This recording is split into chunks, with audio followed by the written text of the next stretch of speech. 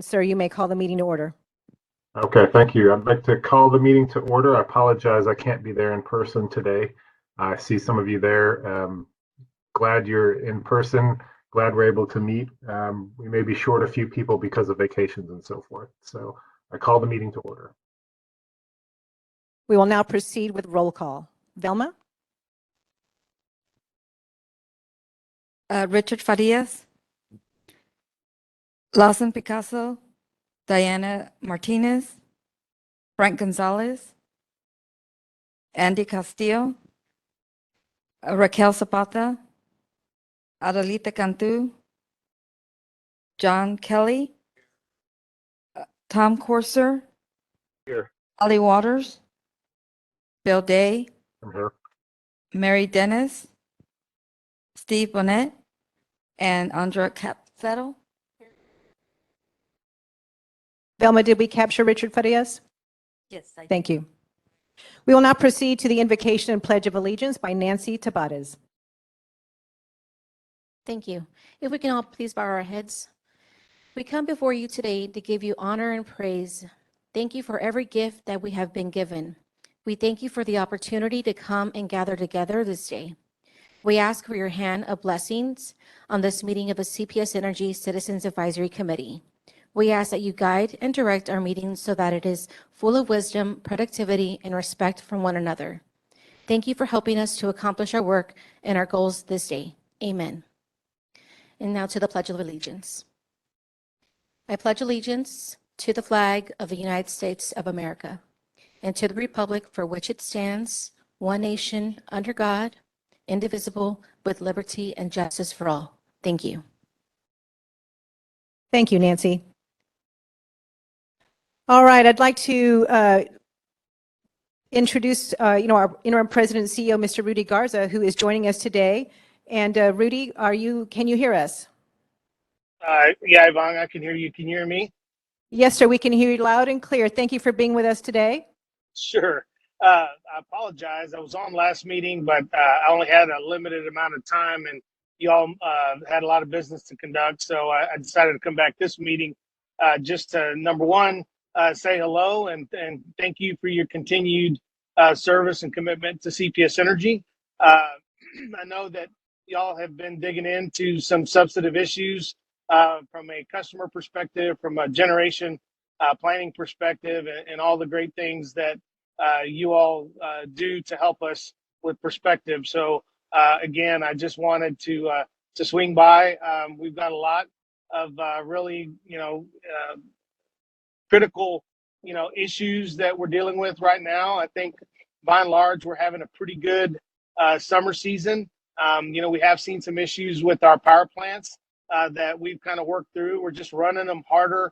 It's hotter. It's creating additional, pressure on our mechanical equipment. And so by and large, I think the team has done a good job to have the resources we need to serve our customers. And, number one is, keep the lights on. And between the work ERCOT's done at the state level and the work that our teams are doing here locally, so far so good. And it's nice. It feels like a cold front with it being, low to mid 90s this week, and we'll take it. Hopefully we'll get some rain this evening, which is possible. And, and rain really helps, cool the system off. And so, part of the challenge that we've had, it's been over 109 degrees, and that's just, catastrophically hot, and no rain, just and the dry conditions just put that much more pressure on our system. So I'm proud of the team and the work that they've done this summer. We're trying to just get through the summer with our system intact and keeping things reliable, and that is our focus right now. I know that there's been a lot of talk about past due balances and kind of where we are there. The actual percent of past due balances to total revenue is actually coming down, even though the numbers are still somewhat trending up. So the trend itself is actually moving in the right direction, but bills have just been so high because of the heat and the natural gas prices. Corey shared a stat with me this week that we've seen roughly $240 million in additional revenue this over the course of this summer, but almost $200 million of that has just been fuel. So I know our customers are feeling it in their pocketbooks. We're doing everything we can to connect with those that need the help. And so I just continue to encourage you all as ambassadors of our customers to talk to those people that are struggling and ask them to reach out to us so that we can help them. But I do believe that we're doing the things that are going to get us back on track and bring in that revenue that's outstanding. It's every month it's kind of a different segment of customers that are behind, and so we just kind of have to keep plugging away. I do think that we're doing the good work that we need to do on the generation planning side, and I do expect our board expects us to have done the work by the end of the year to position them to start making some decisions. And I'll just tell you from a very high level, the clock is ticking. We've got to make some decisions on what the future of our resource mix is going to look like, because we've got a growing community and we got to get on it. So, from my standpoint, I'm looking forward to getting feedback from the community, and I'm excited that we're going to be able to put our board in position to make some of those decisions in the near future. So anyway, I just wanted to come by and kind of give you a quick update of some of the things that are at the top of my to-do list. I'd like to come back at some point in the near future and actually go through our, the 5-year strategic plan that the team and I have put together that really will take us through, I believe, the next 5 years of what this utility is going to have to focus on to be able to serve our customers. And I certainly would like to see CAC's feedback on that in a more formal manner. So we'll schedule that here in the next few months once we get past the summer run season. But Mr. Chairman, I'll stop there and see if any of your committee members have any questions for me. Thanks very much, Rudy. Before we get to questions, I just wanted to say thank you, not only to you and the team for keeping everything going and keeping the lights on and the air conditioning cool, but also for coming into these meetings and being present and seeing if we have any questions. Is there anybody either on the line or in the room that has any questions for Rudy real quick? Let's start with those that are in the room. Chair Day, does anyone in the meeting room have any questions? If so, please use your microphone. No? All right. Anyone on the WebEx? Rudy, this is Tom Corser. Just wanted to congratulate you and the team on getting through this intense heat.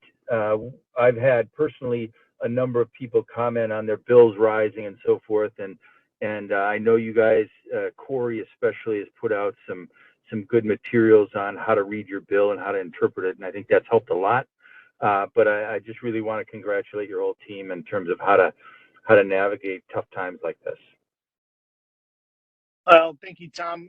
Our approach is there's no, you have to be real and acknowledge that customers are feeling it, in their pocketbooks, and try as best you can to explain why and what the drivers are and let them know we're here to help. And so far, I know there's a lot of customers out there upset. My usage went up 30% in the month of June, so I'm feeling it myself, and looking forward to my son going back to college and the air conditioning bill coming down. So we're going to try to have these conversations in a consistent manner and reinforce what customers can do to save some money. But I appreciate your comments. We're trying really hard to have direct conversations with our customers about kind of where we are. Any other questions from the WebEx? All right, hearing none. Rudy, thank you so much again for being here today. Yeah, and let me just congratulate the CAC. I appreciate the fact that we're now recording these meetings and making them publicly available for our community. I think it's a step in the right direction. And Mr. Chairman, I know you and I have had some conversations about this, on multiple occasions, and I just think it's a step in the right direction. So thank you for being flexible and for being responsive. I appreciate that. You're very welcome. Thank you for your input. And it's been a process. And as you said, a step in the right direction. And we're very pleased with the results so far. All right. Y'all have a great meeting. Thank you. Thank you, Rudy. All right, so we will move on to safety messaging and staff update. For safety messaging, I selected something that I think is very appropriate for the week and time frame that we're in right now. School districts have started returning to school this week. They will continue starting next week and the week after. So just wanted to point out something that is related to that. Some districts are having challenges finding bus drivers and they're merging their bus routes. That could mean that buses are on the road earlier or later in their neighborhoods than previously seen, or there could be more vehicle traffic from parents taking their kids to school or kids walking or biking. Please drive defensively and always keep an eye out for others. If you're driving behind a school bus, allow a greater following distance than if you were driving behind a car. It will give you more time to stop once the yellow lights start flashing. It's illegal to pass a school bus that is stopped to load or unload children. Here are some important safety reminders. Never pass a bus from behind or from either direction if you're on an undivided road, if it's stopped to load or unload children. On a 2-lane or divided highway with no median, all drivers in both directions must stop. Drivers must stop if there are yellow or red lights flashing and the stop arm is extended. The area 10 feet around a school bus is the most dangerous for children. Stop far enough back to allow them space to safely enter and exit the bus. When backing out of a driveway or leaving a garage, watch out for children walking or bicycling to school. When driving in neighborhoods with school zones, watch out for young people who may be thinking about getting to school but may not be thinking of getting there safely. They could be walking on the sidewalk, paying attention to their phones and not watching where they're going. Always stop for a school patrol officer or crossing guard holding up a stop sign, and obey all traffic laws, signals, and speed limits. So that is the safety message for today. And just to add a little bit of extra safety context for the safety tailboard, again, our address is 500 McCullough, and we are in the grid conference rooms. There are 2 doors that are located to my right, as well as to my left, to enable you to exit the conference room safely in the event of an emergency. If we have an emergency, Velma, who is on the local government relations team, will dial 911, and Nancy will direct emergency responders to our location. In the event an AED is needed, Nancy will facilitate that. Melissa will support CPR, and fire extinguishers are located on the wall just outside of our conference room. In regards to hazards, we do have contractors that are working around our conference room, working on some of our systems, so be mindful of that. Okay, moving on to some staff updates. Just want to mention that for the month of August, next week on the 18th, we have the Rate Advisory Committee. They will be meeting at 3 p.m. Again, there will be continued conversation relative to generation planning, and I believe the consultant that they will be selecting to help them with that. On April the 23rd, the Municipal Utilities Committee will be meeting. We will be presenting at that meeting. We've been asked to present on our generation performance. As Rudy mentioned, we've been running all of our plants, very strong, this summer, and the Municipal Utilities Committee is wanting a debrief on our performance therein. So we'll be doing that on the 23rd. August 29th is our Board of Trustees meeting at 1 o'clock. Then, of course, your next meeting is on September the 14th. One of the things that I also wanted to mention is that there has been, we've been reaching out to our small business customers. There was recently a small business fair, I want to say last week on Thursday, if I'm not mistaken. But we've been reaching out to our small business customers to help them connect to the City of San Antonio's COVID-19 Impact Grant Program.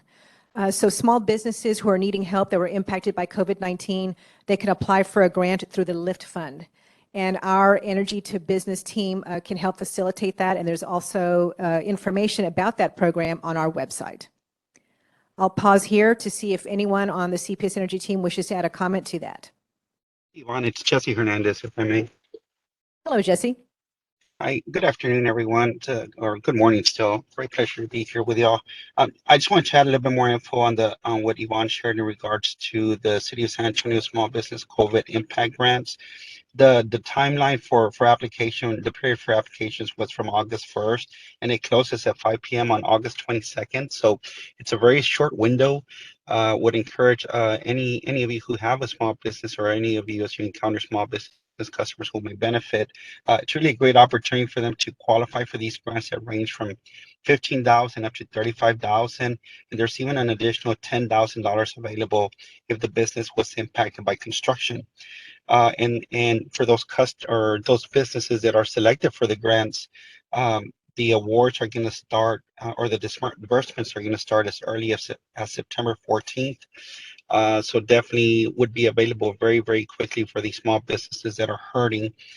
There's plenty of information on our website, but our E2B team is also available with any information that might be needed. So please reach out to myself or to Yvonne, and we'd be happy to share more information, or any customers that you feel might need a little bit of a reaching out to. We're happy to do that outreach on behalf of yourself through our Energy to Business team. Thank you, Yvonne. Thank you, Jesse. Thank you very much. All right, so we will go ahead. Chair Day, it is time to request approval of the minutes from the July 13th meeting. Okay, thanks. And by my account, we do have a quorum. Is that confirmed? Yes, sir. Okay. Okay, yes, the minutes from the last meeting were provided along with the agenda for this meeting. I hope you all have had a chance to review it. Before we ask for approval, are there any corrections or amendments to the minutes from the previous meeting? We'll start with anyone in the meeting room. Any questions or corrections? Okay, none from the meeting room, sir. On the WebEx?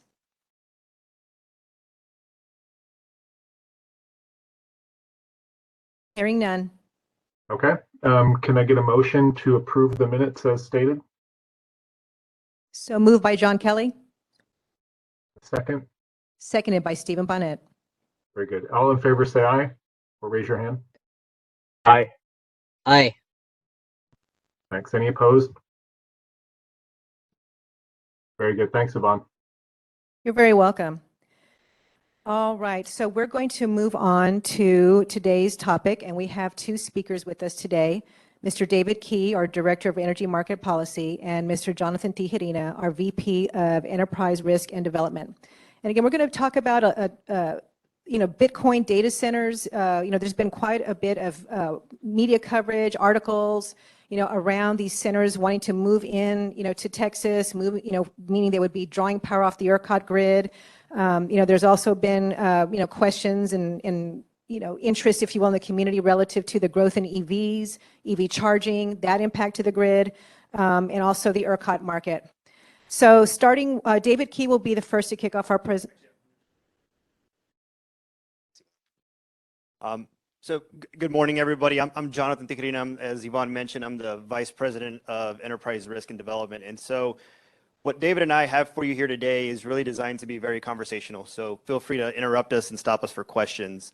The way this is going to go is David's going to actually start us off with conversation around the policy part of Bitcoin and really big load customers that are coming into ERCOT. So he's gonna give you some insights and knowledge around what's happening from an ERCOT perspective and how ERCOT has changed or is in the process of making some changes based off of these requirements. My title throws people off sometimes, so I just want to give a little bit of context as to how this actually applies. So I oversee both our enterprise risk and controls team, but I also have our products and development and business development opportunity teams. And so from a business development opportunity, we are very much the stakeholder that is working with all of our community stakeholders to help attract new businesses to San Antonio from an economic development standpoint. And what is very interesting about these Bitcoin or these large users is that the Capex investment is very big, right? So when you think about infrastructure that's being put into the ground, the value that has, and the opportunities that it may create, there's a lot of conversations happening around. So I'll spend some time after David talking more about that. But I just wanted to give a little bit of context before David came up to talk about how the impacts from the policy part is changing and just kind of help connect some of the dots around how really there's a close partnership between the policy team and our group and what we do to help as we're helping trying to attract customers, but at the same time manage growth and manage load requirements. And so from from there, I think we're ready to pass it over to David. So just again, thank you again for the opportunity to be here today. And again, feel free to interrupt us as we go through this conversation. Thanks, Jonathan. Morning, everybody.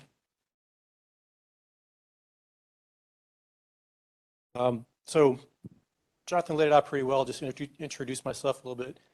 David Key, Director of Energy Market Policy. My department is focused on ERCOT and PUC activities. So I spend a lot of my time up in Austin, state agencies, advocating for CPS Energy in our community, and also working to help develop policies that work for the company, for the community. We figured out whatever's best for the market really works out well for us. So bringing up a little bit of all of these state level things. So I'm going to over here so I can see what I'm talking about. This is the agenda, talk about a little bit of this, and then be passing over to Jonathan to go, like he said, to talk about more of the localized things. So as background, talking through large customers, typically large customers are just that. They're just large customers. We're very used to them historically. We have refineries, we have data centers. We have really big customers that we know how to serve very well. There is a requirement that if a customer needs service, we're going to give it to them. And from an ERCOT perspective, you have to figure out how to supply the energy, and you have to figure out how to get the energy to them. And so that's a big requirement that we already do pretty well. There have been a lot of new larger customers, and that's starting to stress out the system a little bit. When I say stress, we're just adding more demand, more people needing power than ERCOT is able to build. And I say ERCOT as all the developers. ERCOT doesn't own anything. ERCOT manages, they're the air traffic controller. They don't own the airplanes, they just manage them going through the airport. So this is very much a problem that ERCOT is flagging, and they're starting to work on it. So I'll talk about that in a little bit. What we're seeing as the difference is these new customers and these new loads are really flexible, and I'll talk about that here. And what makes them flexible is they are telling us that as they're running their algorithms to mine this Bitcoin, that they can, at a very quick moment's notice, they can hit a button, push save, and turn everything off. And so you can have these large swings in demand. So they can be crunching away, trying to mine this Bitcoin, and then prices go high enough or there's a reliability issue, they hit a button, they can turn it off. And so I say some can be responsive, and I use the air quotes on can, because while they say they do it, everything is so new, we're not really sure how that works or how well it works.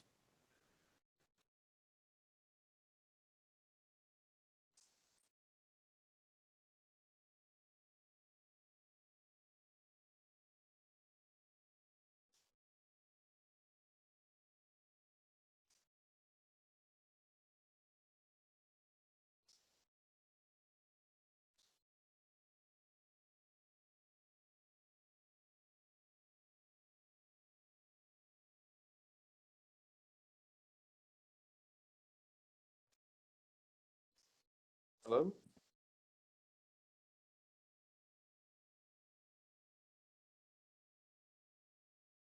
Anybody in the CAC room, can you hear us online? We've lost audio. Okay, I'm sorry. I apologize. I didn't realize it was on. Okay. Yeah, okay, just to recap real quickly, my question or concern was, even though the cryptocurrency computer people have said that they are willing to shut down in times of over stress on the grid, who has the authority and how strong is that authority to force them to follow through? So that's a little bit of a loaded question because we're still trying to figure that out. But at a very high level, the distribution company, so the company that's in charge of making sure we can reliably deliver power to homes is usually who they interconnect through. And they'll have the ultimate authority for just these customers. And if there's an issue, there should be something in their interconnect agreement that forces them or requires them to follow an instruction for reliability. After all of the newfound interest in the electric grid, I think as these companies start having more impact on the grid, I don't think they want to be seen as causing problems because of the way that we politically deal with problems. So I think the short answer is it's a distribution company, The bigger answer is as these loads start interconnecting and ERCOT starts trying to figure out how to make these work, ERCOT will have more authority to, and regulatory authority is one thing, but they also have a financial incentive to participate. So it's kind of the carrot and the stick, if you will. But we're still developing that. So hopefully that was helpful. Okay. Going on. So speaking to more of the ERCOT side, there are rules and procedures known as the protocols. That's what we call them. And they need to be updated. We have a temporary process to let ERCOT meet all of their federal requirements. So there's some, I could just say federal because I'll throw acronyms out there and it won't really mean anything. So there's federal requirements to meet reliability obligations that ERCOT has to follow. So we have, ERCOT has created a task force basically to go through all the protocols, come up with this giant list of topics and say, here's how we're going to deal with everything. But in the meantime, until we fix the protocols, ERCOT's come up with a temporary process to allow them to operate and still let these loads interconnect. So next slide, we'll talk a little bit about. So where does this new task force lie? And I'm showing this to kind of tell you the level of effort that we're putting into this. So at the very high level, we have the ERCOT board. That's a very executive level. This technical advisory is kind of the bridge between stakeholders and ERCOT board. And then this other layer is these subcommittees. These are all voting committees. So this is where all of the business really happens. And below those, you have working groups and task forces. And so ERCOT has decided, and the stakeholders also decided this is so important, we need to put it up with the policy voting bodies before it gets up to the board. So this is where this task force lies. And just a matter of fact that ERCOT has very visible and very open and public meetings. And so you go to their website and you can navigate to all the different meetings, and they use the WebEx format, and anybody can listen in on all the activities. I will warn you though, this is very deep, in-depth conversation. So if you go in there, just be ready for a lot of acronyms and jargon. It'll take a little bit to keep up. So that's mostly our job, is to figure out how to translate all the stuff that's happening and bring that back. So the next slide. So this is really helping to figure out what are they looking at. So they have to figure out definitions. What exactly is a large flexible load? Is it just a really big load? Do you have to move at a certain rate? Do you have to have a certain capacity? All these different things. And then how are we going to fit them in the systems? They have engineering systems, you have marketing systems, databases, and all these different processes. So that's probably 90% of everything.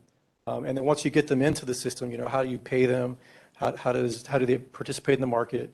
And then there's operational requirements. How do they act in emergencies? To your point, if there's a grid emergency, what are they going to do? And there's also bigger policy impacts. One of the questions raised there is, and it's a bit cynical, so I'll just kind of give you that little, I guess, extra information, is people are saying, well, if you're bringing all these problems, should you really be selling a service to fix a problem that you created? So that's a big policy question that kind of people are struggling with, is, yes, you're a customer. Yes, you can increase the demand, but are you creating a problem and then selling the capability to solve the problem that you created? So it's kind of one of those circular arguments that they're working through. Not a lot of progress is being made there. And I don't know if there's a lot of support for fixing problems that you create, but that's still a concern and a discussion there.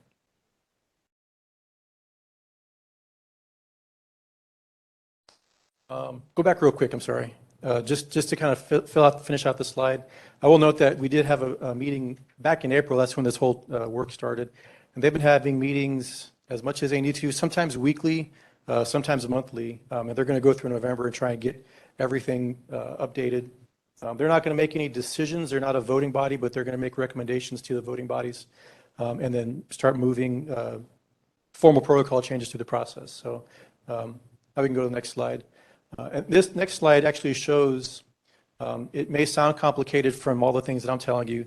This is actually a picture of the interconnection process. So if you're a crypto mining developer and you want to interconnect, this is kind of all of the process that you have to go through, along with the transmission companies, along with ERCOT, and along with, the QSC or the business side of the companies, the utilities.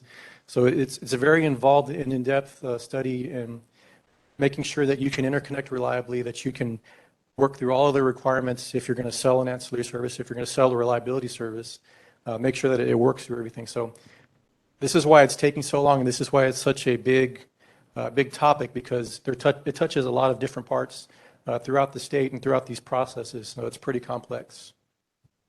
Looks like you may have a question. No? Okay, good. On to the next slide. And so how does CPS, how does my team and how do other teams within the company engage here? Because this isn't just a discussion that's happening at the state, and we wait for it to finish, and then we go figure out what happened, and once the dust settles, we'll fix everything later. So our teams, we do have myself and another policy manager that works with me, and we go out and look at these meetings, look at the agendas, and say, different subject matter experts in the company, different engineering groups, different settlement groups. This is important to pay attention to. Go listen to this meeting, help us understand the impacts so we can provide feedback to the process. And so we do have key members of our teams are engaged at these meetings. And we're providing a lot of feedback, both formally at these meetings and in kind of one-off meetings with other people that are kind of driving different ideas and different policy decisions. So we work to make sure all of these are aligned, or at least we've expressed how this is going to impact us, so there can be a lot of consideration for the issues. We do want to have swift, I say swift, as swift as you can get, given how complex this is. But we really do want to balance the benefits versus the cost. So we do take this as a cost-benefit ratio for a matter of things. We do want to be able to provide value to the market, but we also don't want to overburden our customers with extra costs that come from this. And we are, looking forward to these things. This isn't something that's just going to go away. A lot of the crypto miners are seen as probably, potentially, volatile. They can be here one day, be gone the next. I think they're trying to find ways for them to participate in the market so that we can give them more of a reason to stick around, so that as we make investments, those investments won't be at such a high risk of, just leaving and kind of leaving things stranded. So I will highlight the bottom call out boxes. This is typically our policy on the issue is, we support integration in a reliable and cost-effective manner. See, I think that was it, and I'll transition to Jonathan. We'll take this and bring it back to the local utility. Yeah, thanks, David. So what does all this mean for us, for San Antonio, CPS Energy, and our requirements? So a couple of things. I'm going to highlight a few things because I want to make sure that they're highlighted from David's conversation. The first one is, at the end of the day, CPS Energy has an obligation to serve. So what that means is that if a customer comes to us and they want to connect to our system, they want to build out infrastructure, and they want to partner with us, we have that obligation to make sure that we get them what they need. Now, the challenges with that is the timelines that we're seeing in some of these requests make it almost nearly impossible for us to be able to do it and be aligned with that customer or that entity that's looking to plug in. So a couple of things have happened really since the pandemic that I think are worth highlighting when it comes to both Bitcoin data mining centers and then just big load customers in general. No secret, the pandemic introduced us to probably the further need and conversation around having connectivity and having solutions so that you can be mobile and get connected and work or live the way you need to during various situations. So with that, we've actually seen an influx of data centers in general looking at San Antonio and looking to bring in big load requirements. Some are already announced and are public, and you can do a quick Google and you'll find out who they are. Some are not, so I can't talk about them quite yet, but the amount of influx that we are seeing in general is at a pace that we traditionally don't see. There's a lot of reasons why data centers and big load customers like Bitcoin would want to be in San Antonio. The weather is great, reliability is great, and at the end of the day, our rates are still very, very competitive. And so for San Antonio in general and the surrounding area, this becomes a very attractive spot for those type of users to want to come in. I mentioned the Capex. The Capex is huge on these. So from an economic development standpoint, there's a lot of value. Now on the flip side, they don't come with a lot of jobs. You don't need 3,000 people to operate a data center or even a Bitcoin data mining. Their numbers are a little higher, but not not in comparison to the type of CapEx investment that you would see with $100, $200 million in investment. Some of the challenges that we've seen specifically here locally, or more opportunities, if you will, is one is some examples of folks that have reached out to us are this. We've gotten requests where they want to co-locate near an existing generation asset. So co-locate actually on the physical locations where our plants are at. We happen to own quite a bit of land around that. We know that was a strategic initiative so that we could, protect ourselves for growth and also protect our assets. So currently, we're not interested in doing any type of a land deal, land lease. It's not really to our benefit to give up that property to put in a facility like this. And one of the reasons they're making that request is because they can actually reduce the time for construction because they want to just directly connect to that asset and do some type of a power purchase agreement, which means that they ideally are looking for, we've heard numbers as low as they want 2 cents for their power usage.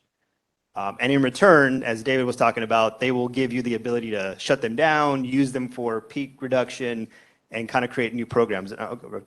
And so it's intriguing because those are things that, again, we can't do, because at the same time, we have to be able to replicate whatever solution we get for a specific customer and do that with a similar customer as well.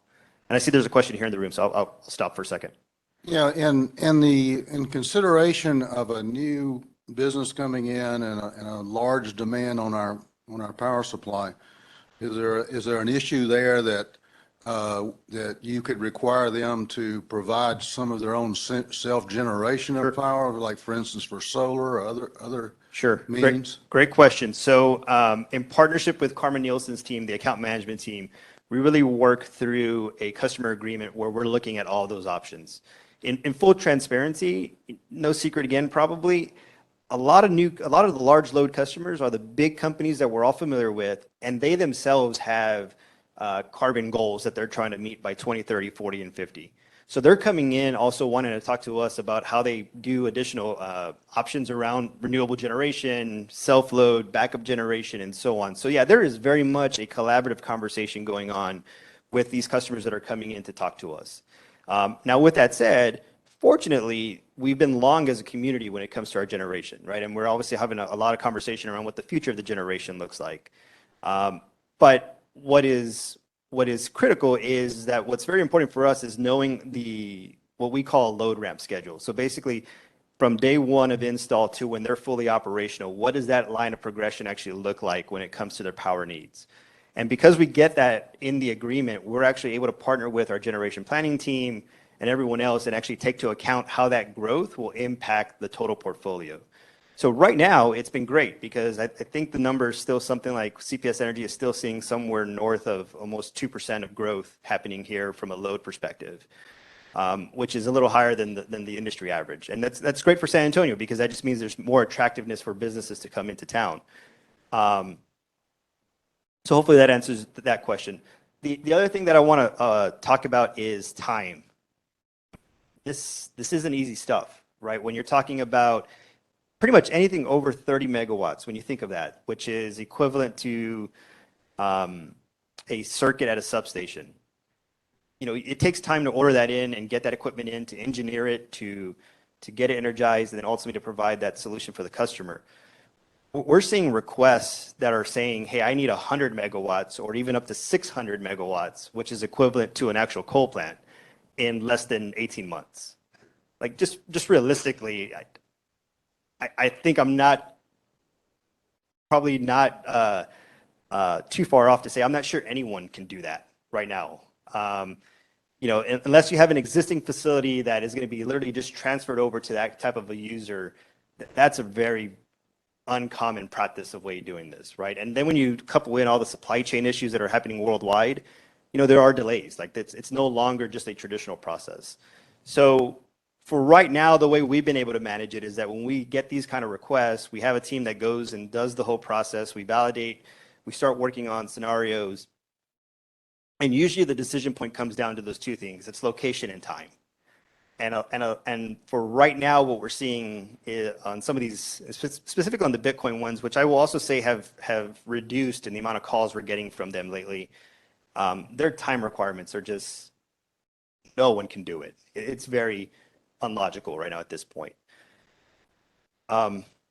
With that said, we will continue to evaluate these things, and as we're partnering with David and the policy team, we're very interested to know what the future of these programs and these users are, because as we think about our portfolio going into the future, having the ability to put them on some programs and services, or to put them on different types of tariffs as we go through that rate restructuring process, those could all be big wins for the community.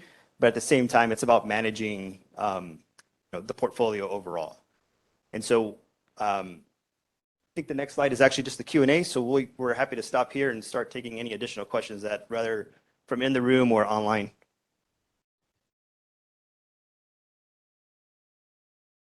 I got a question. I saw an article last week about, and I don't think they were a customer of y'all's, but somewhere here in Texas, I guess there was a cryptocurrency mining facility that actually made money because they stopped production and they got a credit back, or significant credits back.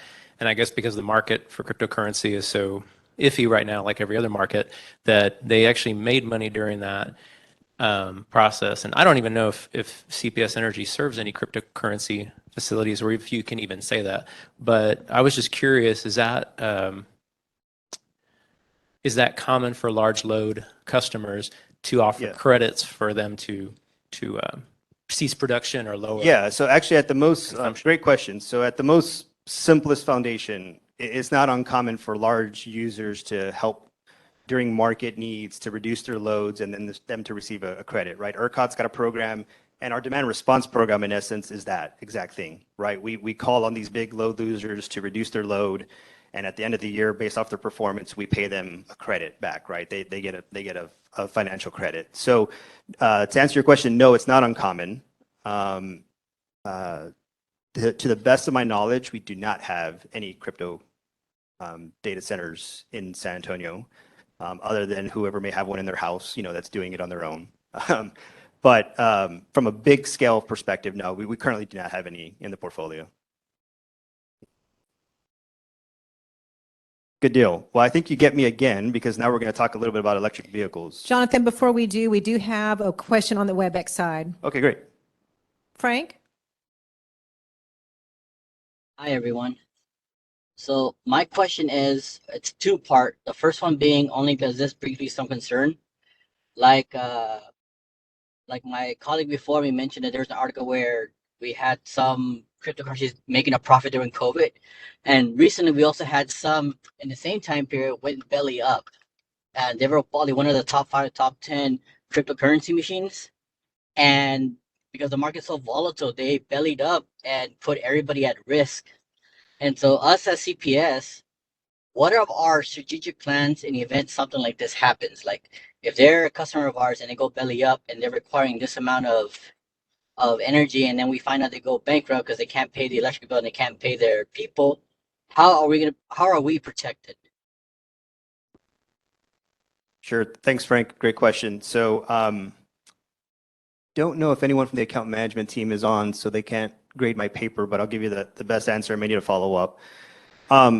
When it comes to customers of this size, we do have customer agreements, right? So there's legal agreements that are between us, the utility, and that customer, and there's obligations for both parties, right? It's us about the obligation to serve and how we'll do it and the system that we're using to do that. And for them, it's the obligation to actually use that all the facilities that they're actually requiring, right? Because if we overbuild anything, those in essence become stranded assets that the whole community then is paying for. So we do have clauses in the agreements that look for like callbacks or paybacks to us should they not meet the requirements that they agreed to do as based off of our spec from the design and engineering part.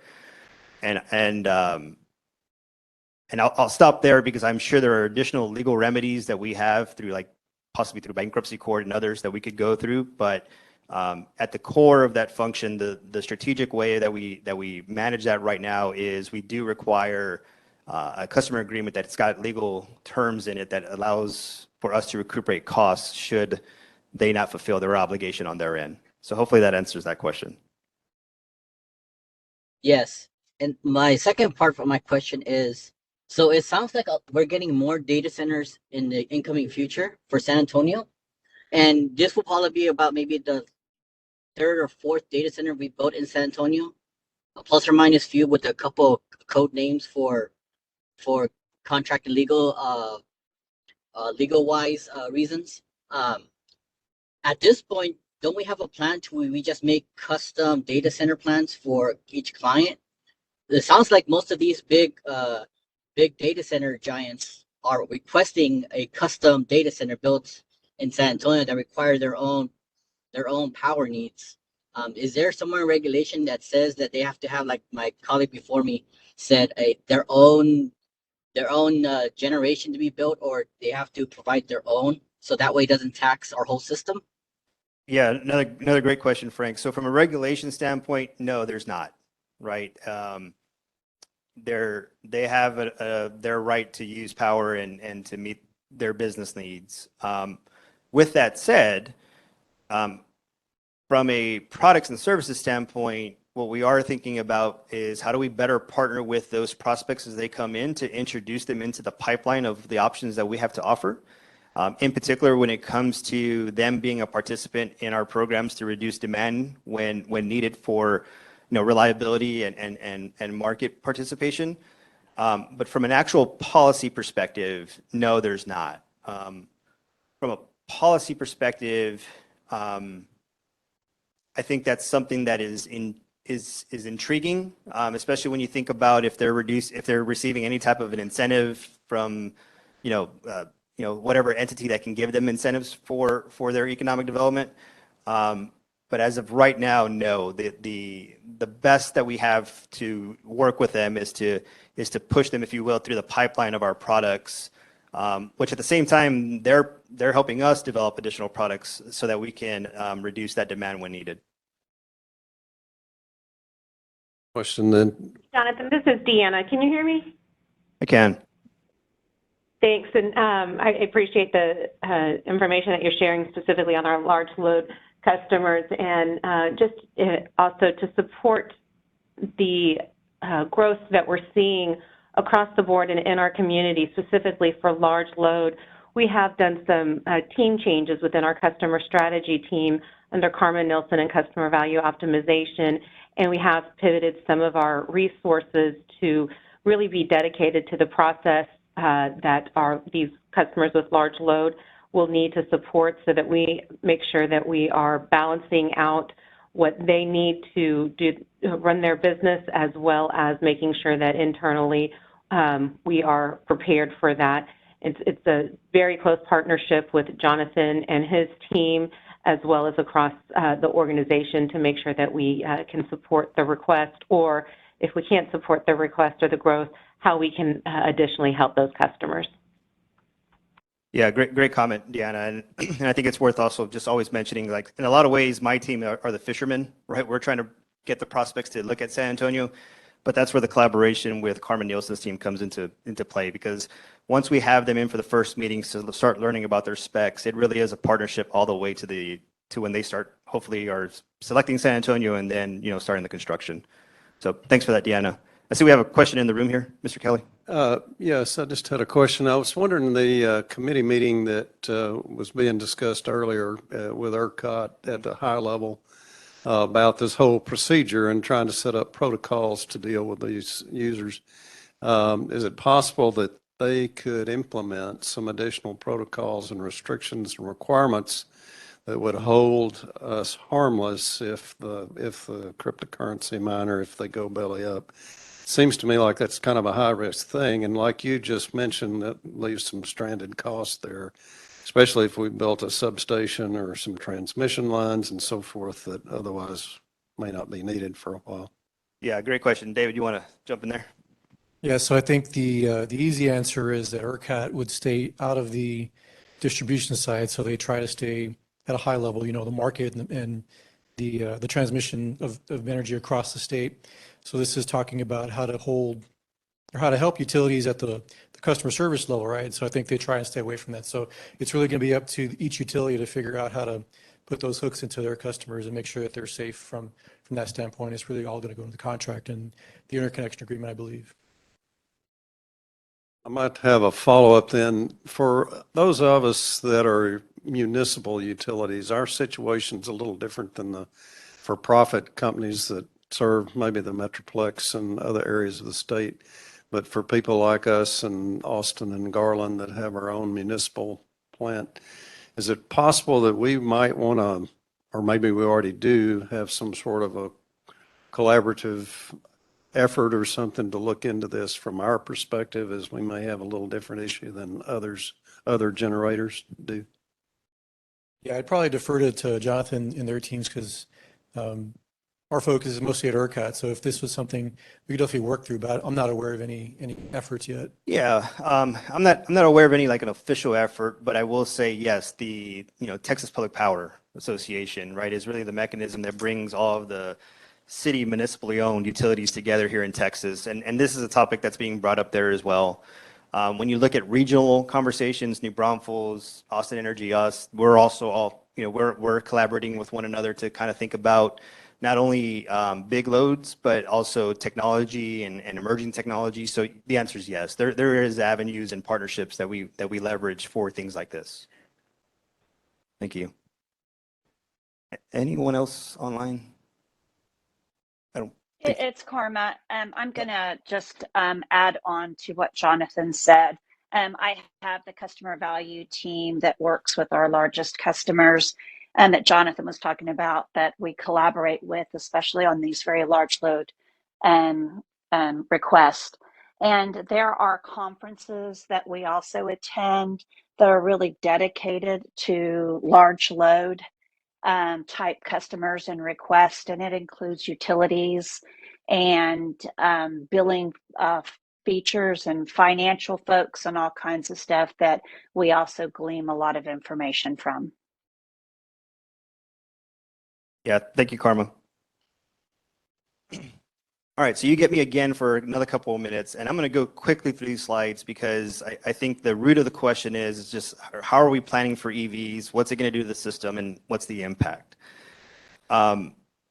So a couple things that I just want to highlight, and I'm grateful for Drew Higgins, who's on my team, to be here today because he really is like our expert EV executive here in the company who's going to help grade my paper in here today. So here are the facts. EVs are coming, and they're coming fast. We're seeing growth projections changing, it feels like daily at this point. I think every time I talk to Drew, he's got a new projection from EPRI, who's international organization that looks at different energy solutions and technologies. Right now, based off the data we have, we're looking at automakers by 2030, at least 40% of all their new fleet will be electric, right? Not surprisingly, especially with the recent announcements you've heard from Ford, GM, and others. Again, they're coming. You'll see here kind of what the projection growth here is how quickly it can happen, especially over the next 5 years. You could see, big demand shifts happening, especially as now we're starting to see, in Texas in particular, which I'm excited about, you're starting to see full-size trucks, right? Which is always going to be that question. If they can make a truck work, I've always felt, goodness gracious, like I'm all in, right? Next slide, please.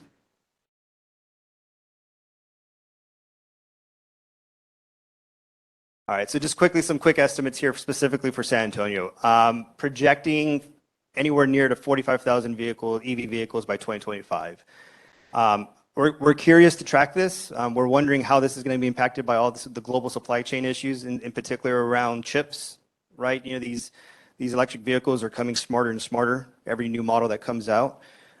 Latest projections still see the trajectory for us to have around 45,000 over the next couple of years in total.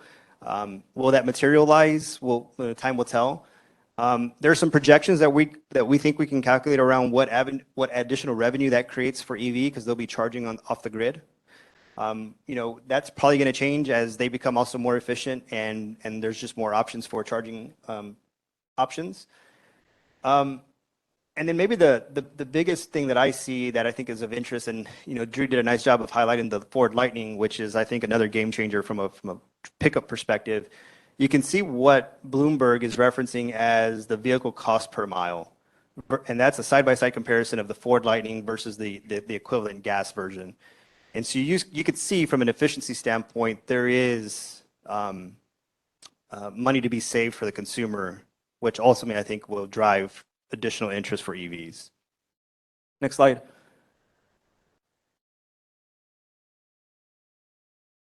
Again, another way to look at this from a new product perspective, just the type of vehicle that we will see in the growth going back from 2010 to 2022. You see just really the drastic influx of new vehicles and not just cars, right? It's now SUVs, trucks, vans, and et cetera.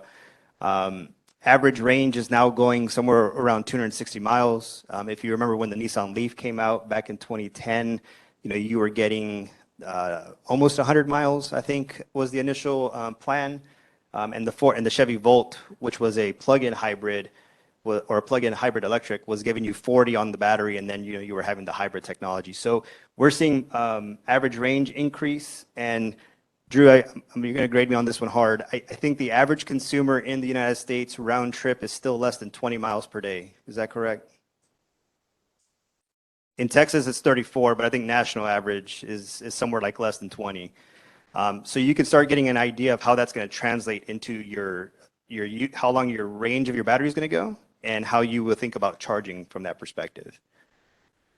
Okay, next slide, which I think is where I'll wrap it up and get to the root of it is things that we're thinking about here and trends that we're seeing and the data that we're seeing is 80% of charging is still happening at home. Right, so the need for infrastructure at the home, what our role will be in that? Is it a tariff? Is it rates? Which are the same thing, right? So is it a rate program? Is it a demand reduction program? What are the types of options? What is going to be our role? Are things that we're working through? And I really think that the process that we eventually will go through around rate restructuring will help bring to light some of this and start thinking about solutions for that. We currently have a couple of pilot programs in flight right now with customers who are actively participating with us on both a time of use rate and a demand charging rate program. And so we're collecting that data to help us also articulate what the future of the strategy will be. The biggest takeaways, I think, is that the system does have the ability to absorb additional users. I talked about your average drive per day and what your range is. Right now, the early adopters, the folks that have bought EVs up to this point, they're kind of the low-hanging fruit, if you will, because they're the early tech folks. They're the folks that are thinking about the future of the sustainability, and so they already have kind of the behaviors of charging off peak, so charging overnight, utilizing low demand at the time on the grid to charge your vehicles.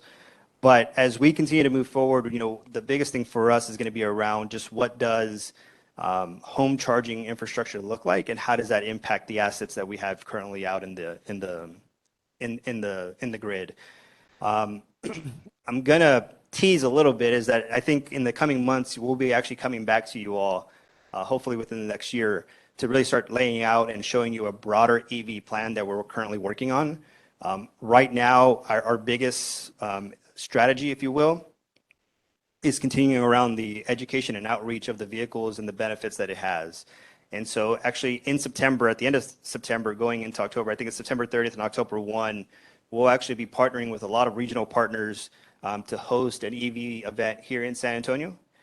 Most likely it'll be here at the headquarters. And so we'll make sure to share that information with you as we finalize those 2 days and what those events look like. But there's a lot of interest. The OEMs are now actively really going out there and educating differently than they probably have in the last 10 years. And from a utility standpoint, we see this as a benefit, right? Like this could help us, especially when you start thinking about the technology that the vehicles bring to the grid. So for example, you may have seen the commercial around the Ford Lightning specifically, where it was serving as a backup generator for the home, right, when the power went out to that house. And so we see that as an opportunity. What does that relationship then now mean between us and the customer when it comes to working with them on that solution and what that means? And that's just the entry point, right? There's going to be so many different new products and services that come into our market, which is exciting. But EVs in particular, we see this as an opportunity to leverage the grid that we do have today to help attract that load to us, and also offer a good experience for our customers who are currently EV owners or in the future will be. So I'll stop there. I think there might be some questions. Thank you, Jonathan. We do have Frank has his hand up. Do you have a question? Yes. So I've been reading into EVs and the way the trend's going for anywhere from little mini vehicles to autopilot electrical flying vehicles and even on the road vehicles like EVs. And the common thing that I see that it's an issue that we haven't solved is the recycling of the batteries. As a utility company, we can charge batteries all we can because they're good up to 10 years. Right after 10 years, you run the risk of the batteries only working at anywhere between 60 to 80% capacity. And then if that battery fails, such as at the belly of the vehicle, it's going to cost you between 40 to 60% of your car's value just to replace. So at that point, you're better off trashing your EV and getting a brand new one, because most people can't have that investment after 10 years, even if they tried. That being said, at this point, I think as a utility company, we should combine the EV issues and the data center issues and combine them together because they both have the same problem, both environmentally and on a utility standpoint comes with its own solution of problems. It's just at a different view of how to fix it. That being said, as a utility company, I think the one thing we can do is we can most likely recycle the batteries as a utility company, and at a future, don't quote me on this, but charge a battery disposal charge, kind of like how you do it for your tires when you change them out, because that's going to come, and people are going to have to find a way how to safely dispose of batteries. But majority of those batteries is each cell you can individually fix, but a lot of people don't have the tools to do it. But for us, if we invest the time ahead of time, we can take apart those batteries and add it to our battery storage issues, because the price of batteries right now is not going down fast enough, but they're coming, and eventually by the time we start implementing this, it might be cost effective to go ahead and do that, and there'll be an extra revenue for us, especially if we're charging these between anywhere from 8 to 12 hours overnight just to get a 6 or 8 hour battery charge during the day, equaling from anywhere from 300 to 600 miles depending on the brand. Sorry, it's a long question. Let me simplify. Question one: when in the EV and the data center business, what as a utility company are we going to do to enforce that they are properly disposing the batteries? And two, how as a utility company for CPS Energy can stay ahead of the curve to make sure that we are doing our part to not only keep our customers in line to, be environmentally safe stewards, but also we can find a way to get some type of revenue back or help us to help the rest of our customers. And then another part is, in another study I've seen that the Tesla owners in California are coming together and making their own virtual substation. Basically what that means is they get their Tesla walls. I think right now the current count about a little 1,200 customers, and they equal to about anywhere from 5 to 10 megawatts to power a city. And they are getting charged double the rate of their energy chargebacks. And then maybe it's something we should also explore to help our energy solution. Yeah, Frank, I think I can answer all your questions. So the first one, we're not a code enforcing or an entity that can actually enforce or hold people accountable from that perspective. So that'll be city governments and state governments and federal governments to figure out how you actually implement or enforce requirements in regards to how you dispose and recycle and things like that. That's just not what we're equipped to do, at least now. Your second question around, I think the second and third actually tie in well. So yeah, look, the reality is the EVs are more than just a new load coming to our grid and using our product, right? There are going to be opportunities to us to figure out how we partner with customers to create, your point, virtual grids, microgrids, new types of solutions that come from their ability to basically push power back into the grid. And so we have have participated or are participating with other utilities in kind of broader grids and studies to figure out what those impacts actually are and how we can leverage them.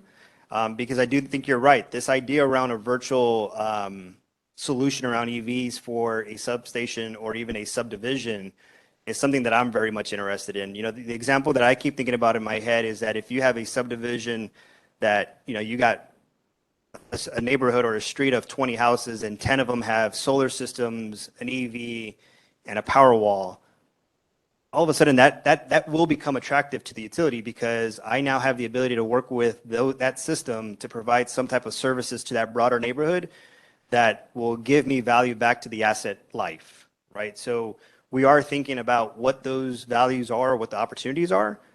It's just not there yet. It's coming. Those are things that we got to continue to work through. And I think you're spot on to be reading those kind of studies and seeing those type of opportunities that are coming from it.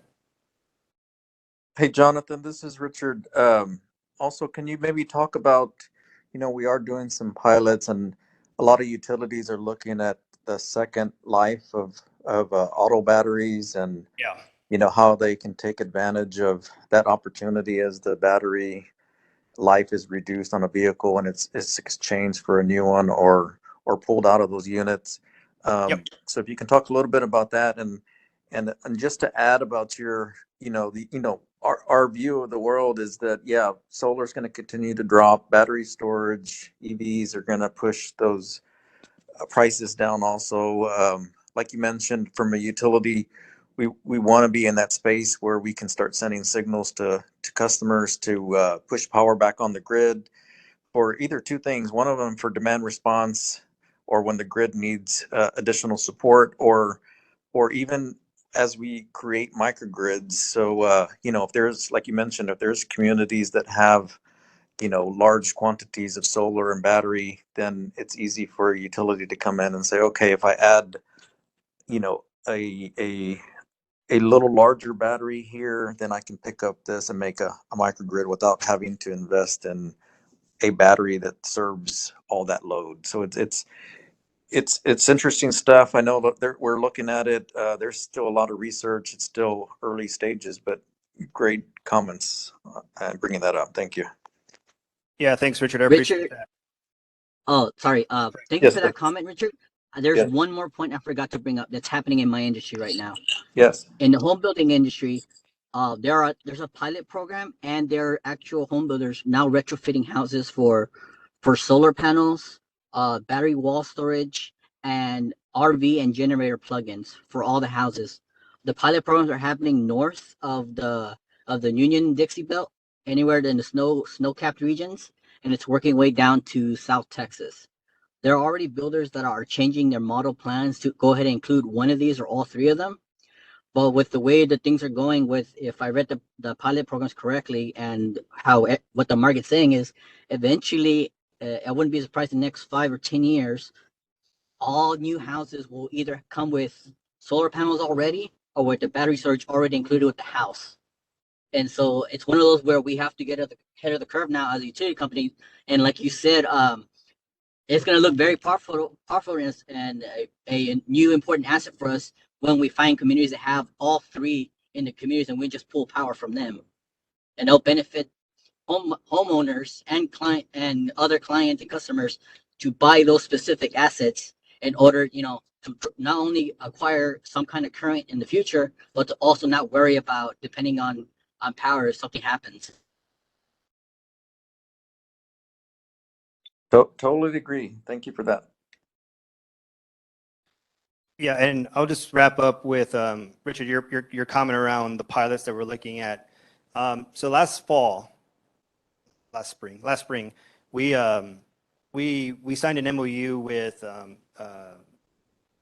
OCI Solar Power and Hyundai Motors to look at a second use case study pilot around what you can do with EV batteries once they've had a degradation of X percentage, right? Because there is still value. To Frank's point, the recycling of batteries is going to be the next challenge or the next opportunity we got to solve for. But there's also this idea that although it may not be as efficient to run that now in your EV, when you couple the modules together, there may be a second life for that.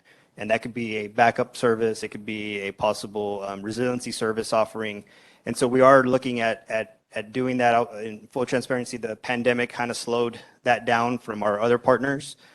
So we're hopeful that we can get that back on the table. But it was an interesting project if we can get it done. One more question here inside the room.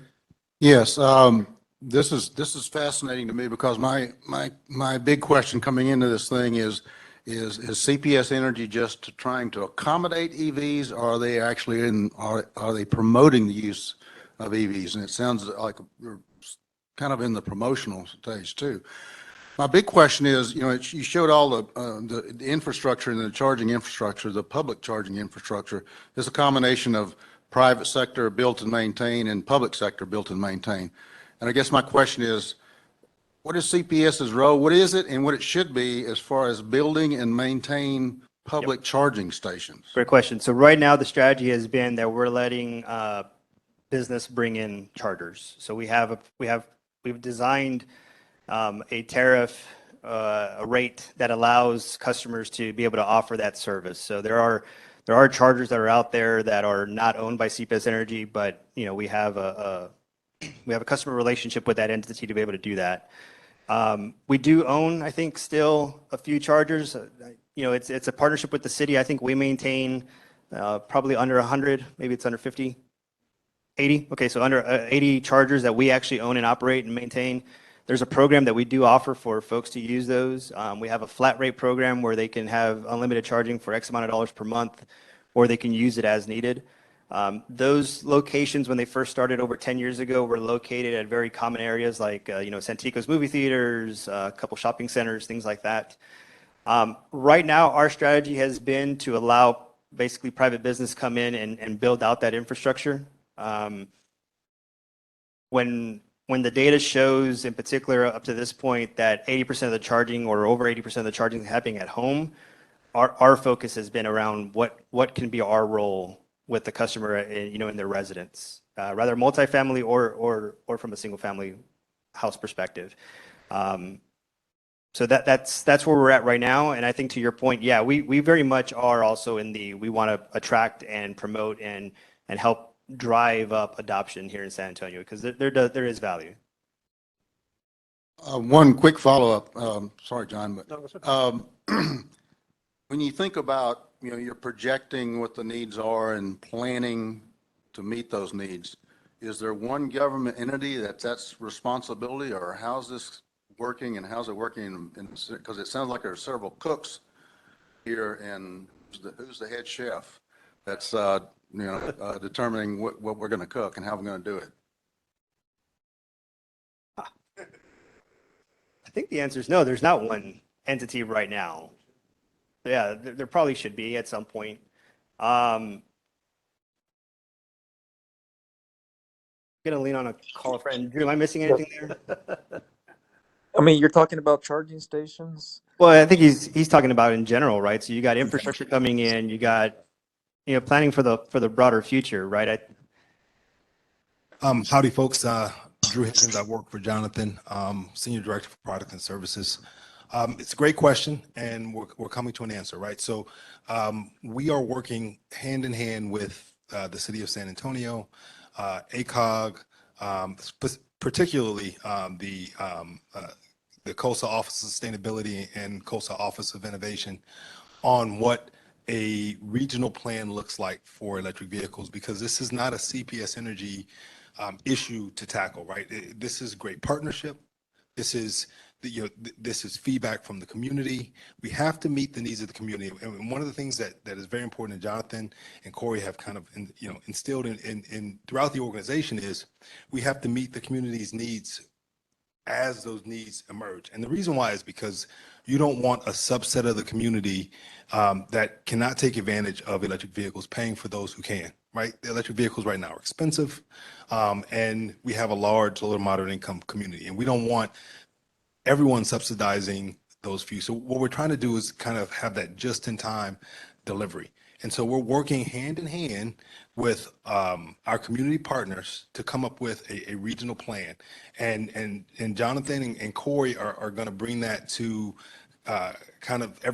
so everyone can see it as we look at rate design, because that's going to be all fit in this giant discussion we have around what San Antonians pay in their rates and how that looks. And that's really where the discussion is going to fall, because there is a tremendous value, right? This is an arbitrage opportunity for CPS Energy to take value away from petrochemical companies and put it in the hands of our customers, right? And so if you look at it, for every $1 you put in your tank of gasoline, about 1 to 2 cents stays in San Antonio. But for every $1 of electricity you put in your electric vehicle, about 76 cents stays in San Antonio, right? So this is about keeping San Antonians' money in San Antonio. You're paying for linemen, you're paying for infrastructure, you're paying to make, because 14% of every dollar we make goes back into the city to help pay for city services, potentially, offset necessary tax increases. Yeah, And just so the general fund. Yeah, everything's connected. And I think that's the big message Jonathan has been pushing down is we have to see how this fits inside of the entire spectrum of rate design. Yeah, hey, thanks, Drew, for mentioning that. But so locally, I will say we have the right players and the right conversations are happening. But to your broader question, I still think the regional aspect, state aspect, national aspect of that conversation, there really isn't one entity that's leading the charge, right? Like you would see in maybe some other traditional business models. So that is a little intriguing, because then when you also, to Drew's point, when you start thinking about the value proposition for San Antonio, then how does that translate when you start commuting up I-35, or I-10 heading to California, or I-10 heading to Houston, right? What does that experience look like?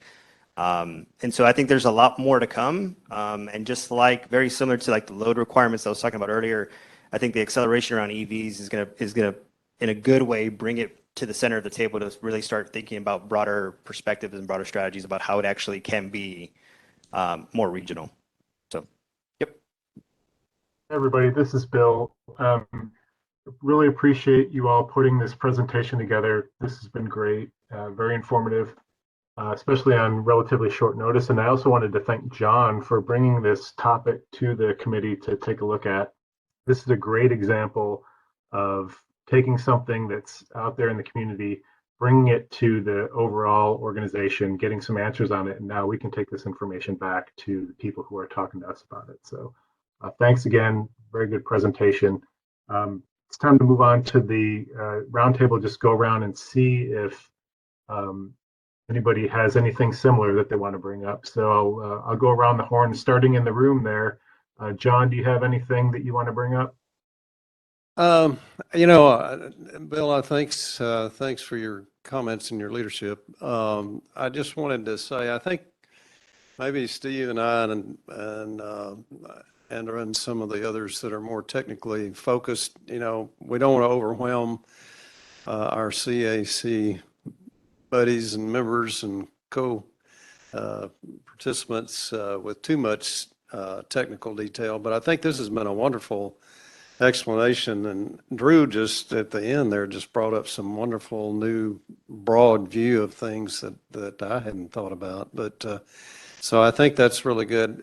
One of the things that I had talked briefly, Steve and I had talked a little bit about maybe looking at, I know that generation issues really fall under the purview of the board and the RAC. I get that. But I think to the extent we can get ourselves here more informed and knowledgeable about how power is generated within the CPS network, I think that'd be helpful. And along those lines, I was just wondering if we might want to, in the future, sometime soon, maybe look at the idea of these modular nuclear power plants and/or have a tour of the South Texas plant.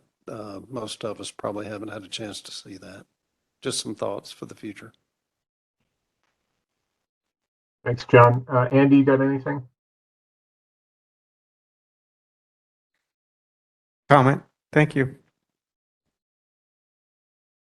Steve, over to you. Yes, thank you.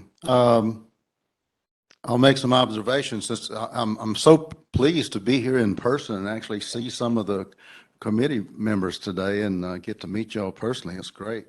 But I will say, this being my third meeting, that I've really been impressed by the presentations of the CPS staff, and also the really good questions by the committee members. I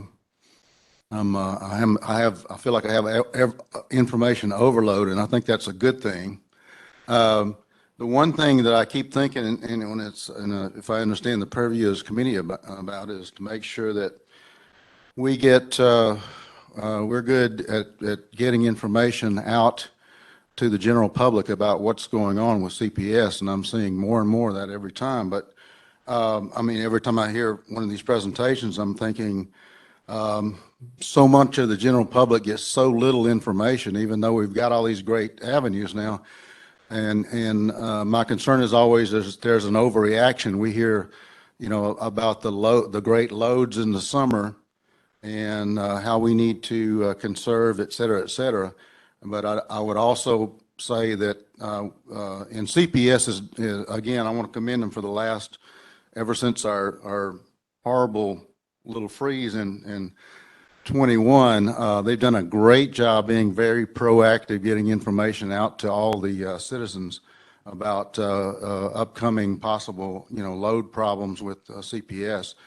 But I'd also caution with, when we talk about these cyber security, no, not cyber security, but cyber currency type things and the great load they have, when you read articles like that and you read the headline in those newspaper, the reaction, I think, the common person is, oh, well, that's the reason why we don't have enough power. That's why we're having rolling blackouts. And and we already have enough folks in the community that are anti-growth, you know, and so we, as the public utilities, et cetera, need to be very proactive in making them understand, yeah, no, we're planning for that. We're going to accommodate it. There's always concern about the impact on not just power, but water, transportation, et cetera. So we need to make sure that we're proactive on getting that information out to the public. So when they get these, what I call bad news headlines, that we're prepared to counteract that. So, and I think I've said enough for this month. Thank you. Okay, thanks, Steve. Over on the other side, Andrea, is that you? Do you have any comments? Yeah, I just have one question, or actually just something to address, I think, in the future with that task force that was brought up at the beginning. If in November timeframe they've got some way ahead and some information that could be provided at a future meeting, maybe November, December timeframe, I think that would be beneficial to hear what they come up with. That's all I've got. Okay, thank you. Richard, do you have anything for us? No real comment except to say that even I appreciate John's comment about, I know some of us are more technically, some of y'all, I should say, are more technically inclined to this industry than some of the rest of us, but I appreciate I'm drinking from the fire hose too when I come to these meetings to try to understand everything, and this has been a really illuminating session, so thank y'all. Okay, and on the call, Frank, do you have anything else for us?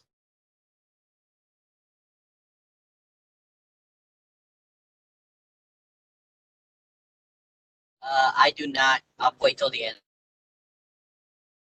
Okay, thanks a lot. Appreciate it. All right, everybody, I think that takes care of it. If there's nothing else, Yvonne, do we have anything before we go? The only thing that I'd like to mention, sir, is that you know, the staff is putting together an onboarding framework for all of the CAC you know, to go through in the fall. And you know, one of the things that is included is that we do want to work with our internal team on the right time and methodology for a plant tour for you all. So again, we will work with our internal teams to put that together, but we do want you to know that's on the radar. Other than that, no other updates, sir. Okay, very good. Yeah, and I would just remark that early on in my tenure on the CAC, we did get to do a tour of the South Texas nuclear plant, and that was very helpful. I have somewhere in the middle amount of technical knowledge with the people on the committee these days. So just seeing that and how everything operates there and getting an explanation of it was very helpful. Great meeting, everybody. Thanks again for the presentations. Let's look forward to trying to be together again in person next month if we can. And with that, I will call the meeting adjourned. Thanks again. Thank you.